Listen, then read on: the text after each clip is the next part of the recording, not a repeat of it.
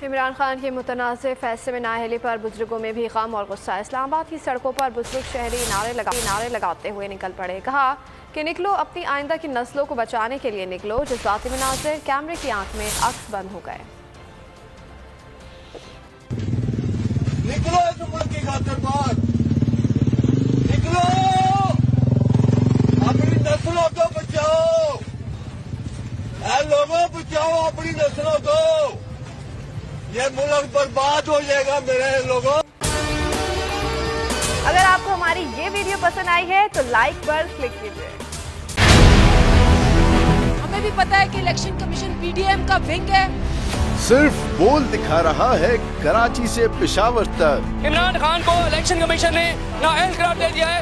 मुल्कीर एहतजाज बराह रास्त। देखते रहिए बोल। सबसे ज्यादा व्यूज, सबसे ज्यादा रील्स और सबसे ज्यादा रेटिंग के साथ बोल अब भी नंबर 1 पोजीशन पर बरकरार। सब्सक्राइब करें और बेल दबाएं ताकि कोई खबर रह न जाए।